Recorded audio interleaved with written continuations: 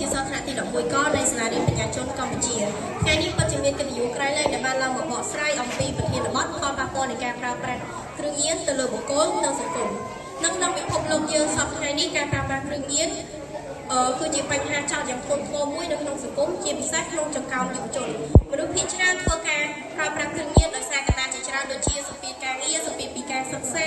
ការស្ត្រេសឬមួយក៏ទទួលបានការបង្ខំលងលោមពីមិត្តភ័ក្តិឬពួកគាត់ចង់ឲ្យខ្លួនឯងមើលមកទាន់សម័យ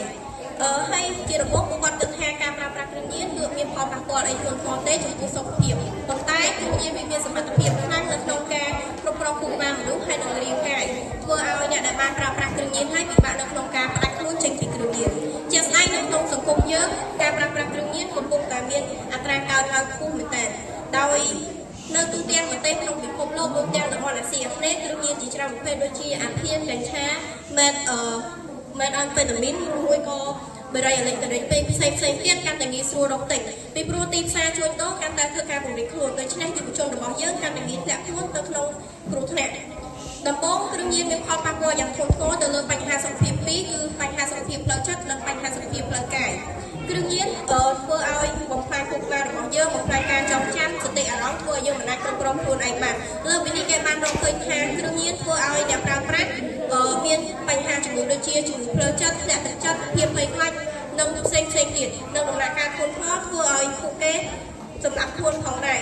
បន្ទាប់មកគ្រឿងញៀនប៉ះពាល់ទៅដល់គ្រួសារដោយសារអ្នកយាមគ្រឿងញៀនភាគច្រើនពួកគេអត់ខិតខំធ្វើការងារឬមួយក៏សិក្សាអីទៀតឡើយពួកគេគិតតែពីលួចប្លន់បោកប្រាស់ដើម្បីយកលុយពីសមាជិកគ្រួសារធ្វើការតែទិញគ្រឿងញៀនយកមកប្រើប្រាស់ហើយធ្វើឲ្យក្នុងគ្រួសារគឺមានភាពភ័យខ្លាចហើយសុខភាពក៏មានអស្ថិរភាពទៅតាមហ្នឹងហើយគ្រួសារដែលទៅរស់នៅដោយមានសុភមង្គលសុខសាន្តបែរជារស់នៅគង់វិញទៅដោយភាពជាចាក់ទៅវិញលើពីនេះទៅទៀតគ្រឿងញៀនក៏ប៉ះពាល់យ៉ាងធ្ងន់ធ្ងរផងដែរទៅដល់សង្គមប៉ះពាល់ទៅដល់សង្គមដោយសារតែអ្នកប្រើប្រាស់គ្រឿងដែលញៀនគ្រឿងញៀនពួកគាត់ប្រព្រឹត្តបទល្មើសខុសច្បាប់ជាច្រើនដោយធ្វើការលួចឆក់ប្លន់ឬប្រើអំពើហិង្សាទៅលើអ្នកដទៃដើម្បីទទួលបានប្រាក់យកមកប្រើប្រាស់គ្រឿងញៀនធ្វើឲ្យសង្គមគ្មានសុវត្ថិភាពធ្វើឲ្យរដ្ឋាភិបាលត្រូវចំណាយប្រាក់យ៉ាងច្រើនទៅលើការព្យាបាលពាក់ព័ន្ធជាមួយនឹងចំណាយទៅលើកងកម្លាំងប៉ូលីសជាមួយនឹងពន្ធនាគារដើម្បីដោះស្រាយបញ្ហានោះយុវជនជាច្រើនបានបោះបង់ការសិក្សាបាត់បង់ការងារនិងបាត់បង់ឱកាសអនាគតបន្ថែមទៀតនោះគ្រឿងញៀនវាធ្វើឲ្យបំផ្លាញអនាគតយុវជនដោយសារយុវជនគឺជាសសរទ្រូងនៃប្រទេសជាតិអញ្ចឹងកាលណាតែយុវជនរបស់យើងកំពុងតែផ្ាត់ភាំងវង្វេងវង្វាន់ជាមួយនឹងការប្រើប្រាស់គ្រឿងញៀនវាធ្វើឲ្យបាត់បង់ធនធានមនុស្សហើយជំនួសឲ្យការខ្លាយទៅជាគ្រូពេទ្យគ្រូបង្រៀនឬមួយក៏វិស្វករពួកគេកំពុងតែស្ថិតនៅក្នុងពន្ធនាគារឬមួយក៏ស្ថិតក្នុងដំណាក់កាលព្យាបាលផ្សេងជាដើមធ្វើឲ្យមានការខាតបង់ធ្ងន់ធ្ងរខ្លាំងមែនទែនចំពោះការអភិវឌ្ឍប្រទេសជាតិនិងបាត់បង់ធនធានមនុស្សនៅក្នុងប្រទេសជាតិអញ្ចឹងដើម្បីកុំឲ្យយើងធ្លាក់ខ្លួនទៅក្នុងការប្រើប្រាស់គ្រឿងញៀនស្រឡាញ់សង្គមនិងស្រឡាញ់ខ្លួនឯងតែយើងត្រូវធ្វើមិនខ្លះដោយជាដំបូងពួកយើងត្រូវតែប្រឆាំងដាច់ខាតចំពោះការប្រើប្រាស់គ្រឿងញៀនសូម្បីតែការសាកល្បងក៏យើងអត់ត្រូវការសាកល្បងដែរព្រោះវានាំមកនូវផលវិបាកយ៉ាងច្រើនហើយពួកយើងទាំងអស់គ្នាត្រូវគិតថា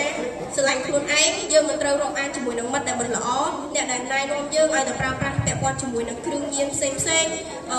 ពាក់ព័ន្ធជាមួយនឹងកត្តាទី2គឺយើងត្រូវតែកុំឲ្យមើលងាយទៅកាន់អ្នកដែលគាត់កំពុងតែស្ថិតនៅក្នុងដំណាក់កាលព្យាបាលគ្រឿងញៀនដោយសារអីពួកយើងត្រូវតែលើកទឹកចិត្តពួកគាត់ដើម្បីអភិវឌ្ឍពួកគាត់ធ្វើឲ្យគាត់មានកម្លាំងចិត្តនៅក្នុងការបន្តនិងទោះបីជាត្រូវធ្វើការចំណាយពេលវេលាប៉ុន្តែយើងនឹងទទួលបានធនធានមនុស្សបន្ថែមទៀតជាកិច្ចបញ្ចប់គ្រឿងញៀនមិនមែនជាត្រឹមតែជាបញ្ហារបស់បុគ្គលតែម្នាក់ទេប៉ុន្តែវាគឺជាបញ្ហារបស់សង្គមវាបំផ្លាញសុខភាពគ្រួសារនិងសង្គមដូច្នេះយើងទាំងអស់គ្នាត្រូវរួមគ្នាប្រឆាំងនឹងគ្រឿងញៀនសូមអរគុណទៅដល់លោកនាយកគណៈកម្មការកិច្ចការលោកគ្រូអ្នកគ្រូនិងសាស្ត្រាចារ្យទាំងអស់សម្រាប់ការយកចិត្តទុកដាក់សូមអរគុណ